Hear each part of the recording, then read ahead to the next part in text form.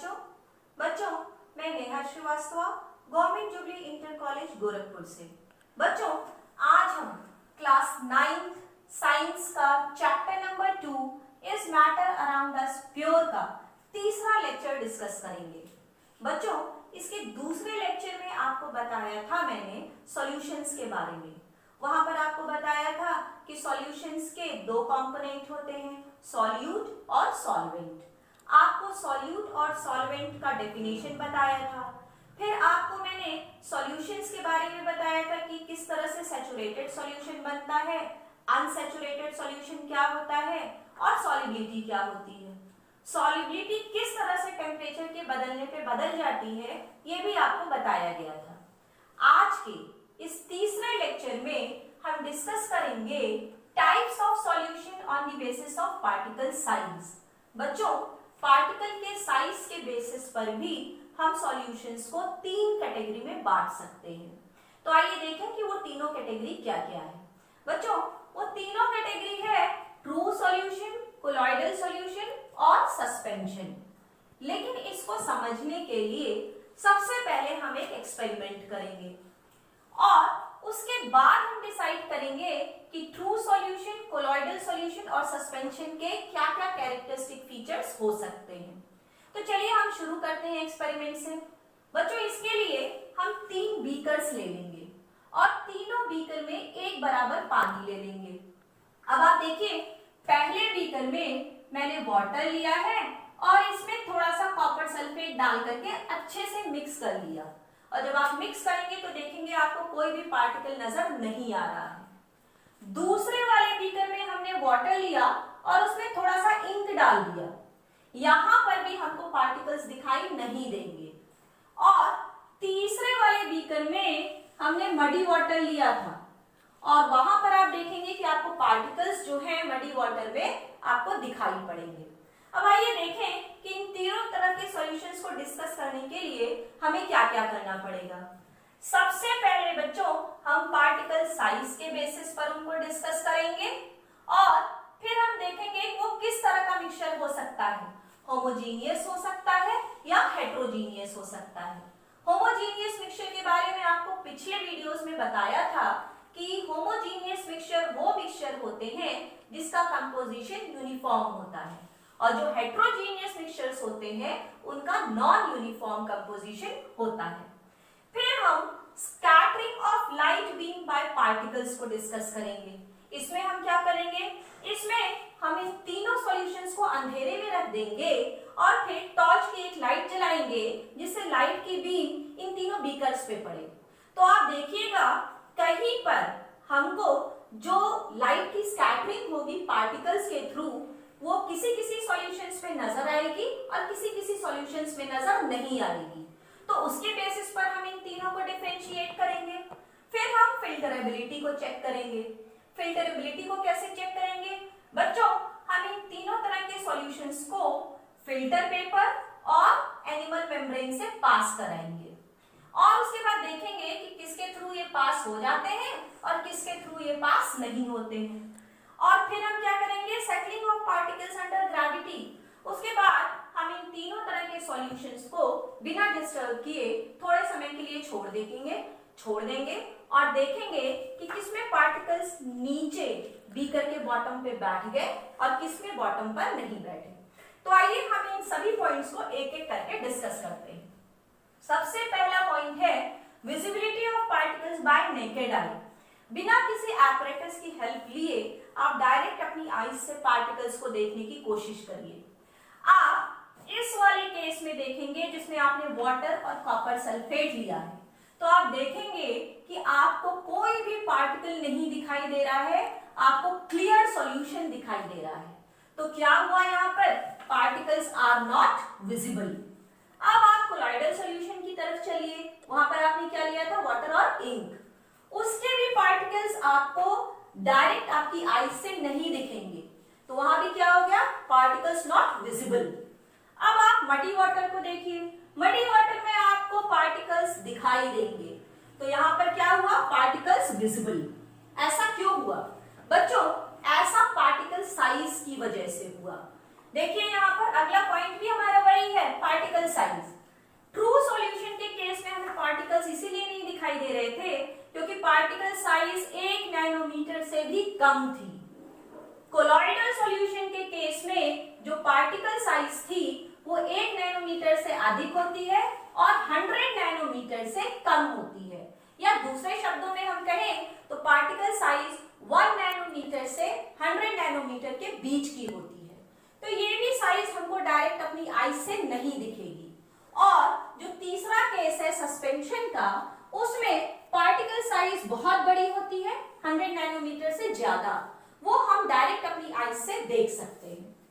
अब अगला आइए, type of mixture. Type of mixture में हम डिस्कस करेंगे कि whether the given solution is homogeneous और हेट्रोजीनियस। बच्चों, ये जो पहला केस है ट्रू सॉल्यूशन का, ये होमोजीनियस होगा। क्यों? इसलिए क्योंकि सभी जगह पर इसकी जो कंपोजिशन होगी वो यूनिफॉर्म होगी। कोलॉइडल सॉल्यूशन के केस में जिसमें हमने वाटर और इंक को मिलाया था, उस केस में ये दिखेगा तो होमोजीनियस, लेकिन एक्चुअली ये होगा हेट्रोजीनियस। क्यों? क्योंकि पार्टिकल साइज इसकी ट्रू सॉल्यूशन के पार्टिकल से थोड़ी बड़ी है। अब आइए सस्पेंशन। बच्चों, सस्पेंशन का जो कंपोजिशन होता है वो नॉन यूनिफॉर्म होता है, इसलिए सस्पेंशन किस तरह का मिक्सचर होगा? ये हेट्रोजीनियस मिक्सचर हो जाएगा। तो हमने क्या देखा? हमने देखा कि true solution is homogeneous, colloidal solution actually होता तो हेट्रोजीनियस है लेकिन दिखता होमोजीनियस है, और जो सस्पेंशन होता है that is clearly heterogeneous mixture. Next, scattering of light beam bye particles, इसको डिस्कस करते हैं बच्चों। इसके लिए हमने सबसे पहले क्या किया, जो ट्रू सॉल्यूशन था उसको हमने अंधेरे में रखा और उस पर से टॉर्च की लाइट पास की। तो क्या हुआ, वहां पर क्या हुआ कि पार्टिकल्स इसके इतने ज्यादा छोटे थे कि वो लाइट को स्कैटर नहीं कर पाए, इसलिए इस वाले पोर्शन में हमें लाइट का कोई भी इल्यूमिनेटेड पाथ नहीं मिला। तो हम क्या कहेंगे, यहाँ पर हम कहेंगे कि लाइट बीम की कोई भी स्कैटरिंग नहीं हुई। तो यहाँ पर कोई स्कैटरिंग नहीं होती है। अब आइए हम देखते हैं कि कोलॉइडल सॉल्यूशन का केस क्या है। बच्चों, कोलॉइडल सॉल्यूशन के केस में जब आप लाइट बीम को पास करते हैं तो जो कोलॉइडल पार्टिकल्स होते हैं वो लाइट को स्कैटर कर देते हैं, और जो लाइट का पाथ होता है वो हमको एक कोन की तरह दिखाई देता है। ये देखिए, लाइट का जो पाथ है वो हमको एक कोन की तरह दिखाई देता है, और इस कोन को हम कहते हैं टिंडल कोन। इसका नाम टिंडल कोन इसलिए पड़ा क्योंकि इसको ऑब्जर्व करने वाले जो सबसे पहले साइंटिस्ट थे उनका नाम था टिंडल, और इसी बेसिस पर हम इस इफेक्ट को, जिसमें लाइट की बीम पार्टिकल्स के थ्रू स्कैटर होकर के टिंडल कोन बनाती है, इस इफेक्ट को हम कहते हैं Tyndall effect. Next, scattering of light by suspension. बच्चों, सस्पेंशन के केस में तो पार्टिकल्स बहुत बड़े होते हैं, इसलिए क्या होगा, इसलिए जो पार्टिकल्स होंगे वो लाइट को स्कैटर कर देंगे और आपको क्लियरली जो टिंडल कोन है वो दिखाई देगा। लेकिन अगर आप इस सस्पेंशन को थोड़ी देर के लिए छोड़ दें तो क्या होगा, इसमें जो मड है वो थोड़े टाइम के बाद नीचे बैठ जाएगा, वो नीचे की तरफ सेटल हो जाएगा, और जब सेटल हो जाएगा तो क्या इसमें ये टिंडल कोन बनेगा? नहीं, इसमें फिर टिंडल कोन नहीं बनेगा। क्यों? क्योंकि जब इसमें पार्टिकल्स नीचे बैठे हैं, जब लाइट के रास्ते में वो पार्टिकल्स आएंगे ही नहीं तो स्कैटरिंग होगी ही नहीं। तो उस केस में स्कैटरिंग नहीं होगी अगर पार्टिकल्स नीचे बैठे हैं। पार्टिकल्स अगर नीचे नहीं बैठे हैं तो सस्पेंशन क्या करेगा, सस्पेंशन लाइट की स्कैटरिंग करेगा और टिंडल कोन बनाएगा। नेक्स्ट बच्चों, इस टिंडल इफेक्ट को हम अपनी डेली लाइफ में भी ऑब्जर्व करते हैं। आप देखिए, scattering of fine beam of light by dust particles in air when light enters through small hole। कभी-कभी आपने देखा होगा कि कमरे में अगर एक छोटे होल से लाइट की रोशनी आ रही है तो आप देखते होंगे एक कोन जैसा स्ट्रक्चर बनता है, उसमें आपको डस्ट पार्टिकल्स नजर आते हैं। वो क्यों? क्योंकि वहां पे जो डस्ट पार्टिकल्स हैं वो क्या कर रहे हैं, लाइट को स्कैटर कर रहे हैं और कोन जैसा स्ट्रक्चर बन जा रहा है। इसी तरह से आप देखेंगे scattering of fine beam of light by mist containing tiny droplets of water when light enters through canopy of dense forest. आप कभी-कभी देखेंगे कि जो फॉरेस्ट होते हैं उसमें जो घने-घने पेड़ होते हैं तो उनके बीच से जो रोशनी आती है वो भी क्या हो जाती है, वहां पर भी आपको जो लाइट का पाथ है वो इल्यूमिनेटेड दिखता है। क्यों दिखता है? क्योंकि वहां पर जो मिस्ट कंटेनिंग टाइनी ड्रॉपलेट्स होते हैं वो कोलॉइडल पार्टिकल्स की तरह काम करते हैं और लाइट की स्कैटरिंग कर देते हैं। नेक्स्ट, फिल्टरेबिलिटी। फिल्टरेबिलिटी में बच्चों हम चेक करेंगे कि ये जो तीनों तरह के सॉल्यूशंस हैं ये फिल्टर पेपर और एनिमल मेम्ब्रेन से पास हो सकते हैं या नहीं हो सकते। बच्चों, फिल्टर पेपर की पोर साइज बड़ी होती है और एनिमल मेम्ब्रेन की जो पोर साइज होती है वो बहुत छोटी होती है, लेकिन ट्रू सॉल्यूशन के पार्टिकल्स बहुत ज्यादा छोटे होते हैं, 1 नैनोमीटर से भी कम। तो फिल्टर पेपर के बड़े पोर को तो पास कर ही लेंगे और एनिमल मेम्ब्रेन की पोर साइज बहुत छोटी होती है उसको भी ये पार कर लेंगे। तो हम कह सकते हैं कि ये फिल्टर पेपर को भी पास कर जाएंगे और एनिमल मेम्ब्रेन को भी पास कर जाएंगे। Next, colloidal solution. Colloidal solution को बच्चों जब हम फिल्टर पेपर से पास करते हैं तब तो वो पास हो जाता है पूरा सॉल्यूशन, सॉल्वेंट पार्ट भी और सॉल्यूट पार्ट भी। लेकिन एनिमल मेम्ब्रेन से जब हम पास करते हैं तो सॉल्वेंट वाला पोर्शन तो एनिमल मेम्ब्रेन को पार कर जाता है, लेकिन जो कोलॉइडल पार्टिकल्स होते हैं वो एनिमल मेम्ब्रेन के ऊपर इकट्ठे हो जाते हैं और इसको हम रेसिड्यू कहते हैं। वहां पर क्या हुआ, वहां पर एनिमल मेम्ब्रेन की जो पोर साइज थी वो बहुत छोटी थी, जबकि कोलॉइडल पार्टिकल्स की जो साइज थी वो कंपैरेटिवली बड़ी थी। इसलिए एनिमल मेम्ब्रेन के ऊपर कोलॉइडल पार्टिकल्स इकट्ठे हो गए। तो हम कह सकते हैं कि कोलॉइडल सॉल्यूशन फिल्टर पेपर को तो पास कर सकता है लेकिन एनिमल मेम्ब्रेन को पास नहीं कर सकता। अब आइए हम सस्पेंशन का केस देखते हैं। बच्चों, सस्पेंशन के पार्टिकल्स बड़े होते हैं, एनिमल मेम्ब्रेन की पोर साइज से तो बड़े होंगे ही, फिल्टर पेपर के भी पोर साइज से बहुत बड़े होते हैं। तो वहां पर क्या होगा, ना ही तो वो फिल्टर पेपर को पास कर पाएंगे और ना ही वो एनिमल मेम्ब्रेन को पास कर पाएंगे, और दोनों ही केस में फिल्टर पेपर और एनिमल मेम्ब्रेन उसके ऊपर वो इकट्ठे हो जाएंगे, उसके जो पार्टिकल्स होंगे वो इकट्ठे हो जाएंगे। नेक्स्ट आइए देखते हैं settling of particles under gravity. बच्चों, जब हम इन तीनों तरह के सॉल्यूशंस को थोड़ी देर के लिए बिना डिस्टर्ब किए छोड़ दें तो हमको अब यहाँ पर settling of particles under gravity में ये चेक करना होगा कि ये जो पार्टिकल्स हैं ये बीकर के बॉटम पे बैठेंगे या नहीं होंगे या नहीं बैठेंगे। तो अब हम क्या करेंगे, थोड़ी देर के लिए थ्रू सॉल्यूशंस को छोड़ देते हैं। आप देखेंगे कि बहुत देर होने के बाद भी कोई भी पार्टिकल बीकर के बॉटम पर इकट्ठा नहीं हुआ। तो हम क्या कह सकते हैं, they do not settle if left undisturbed under gravity. तो यहाँ पर क्या हुआ, चूंकि ये सेटल नहीं होते, जैसे थे वैसे ही रहते हैं, तो हम कहते हैं कि जो ट्रू सॉल्यूशंस होते हैं वो क्या होते हैं, स्टेबल होते हैं। Next, colloidal solution.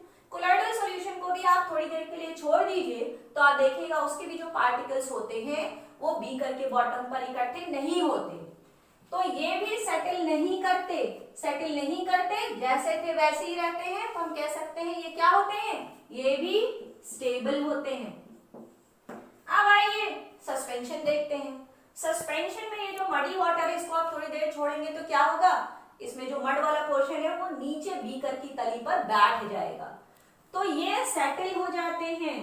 और सेटल हो जाते हैं तो हम कह सकते हैं कि इनमें स्टेबिलिटी नहीं है, ये स्टेबल नहीं रहते। तो इसको हमने क्या कहा कि सस्पेंशंस आर अनस्टेबल। तो क्या हुआ, true solution is stable, colloidal solution stable and suspension is unstable. तो बच्चों आइए अब हम इन सारे पॉइंट्स को डिस्कस करने के बाद एक बार फिर से शॉर्ट में इन सबको समराइज कर लेते हैं। तो ट्रू सॉल्यूशन के केस में आपने क्या पढ़ा था, visibility of particle by naked eye के केस में particles not visible, colloidal solution के केस में भी पार्टिकल्स नॉट विजिबल, और सस्पेंशन के केस में पार्टिकल्स आर विजिबल। फिर अगला था पार्टिकल साइज। पार्टिकल साइज में आपने देखा था कि ट्रू सॉल्यूशन की पार्टिकल साइज 1 नैनोमीटर से कम, कोलॉइडल सॉल्यूशन की पार्टिकल साइज 1 नैनोमीटर से अधिक और 100 नैनोमीटर से कम, और सस्पेंशन की पार्टिकल साइज क्या होती है, 100 नैनोमीटर से भी अधिक होती है। फिर अगला था type of mixture. Type of mixture में मैंने आपको ट्रू सॉल्यूशन के केस में बताया था कि ये होमोजीनियस होता है, कोलॉइडल सॉल्यूशन के केस में आपको बताया था दिखता होमोजीनियस है लेकिन एक्चुअली में होता हेट्रोजीनियस है, और सस्पेंशन के केस में ये हेट्रोजीनियस ही होता है। अब scattering of light beam bye particles, इसको मैंने क्या बताया था, इसमें एक कोन जैसा स्ट्रक्चर बनता है और इसको हम कहते हैं टिंडल इफेक्ट। इसमें क्या आपको बताया था, इसमें बताया था कि जो सॉल्यूशन में पार्टिकल्स होते हैं उनसे लाइट की स्कैटरिंग हो जाती है और जो पाथ होता है वो एक कोन के रूप में इल्यूमिनेटेड हो जाता है। तो इस केस में क्या हुआ था, ट्रू सॉल्यूशन के केस में कोई स्कैटरिंग नहीं हुई थी, कोलॉइडल सॉल्यूशन के केस में टिंडल कोन बना था, स्कैटरिंग हुई थी, और सस्पेंशन के केस में भी टिंडल कोन बना था और स्कैटरिंग हुई थी। लेकिन इसमें आपको क्या बताया था कि अगर पार्टिकल्स नीचे बैठ जाए तो स्कैटरिंग नहीं होगी। फिर इसके बाद था फिल्टरेबिलिटी।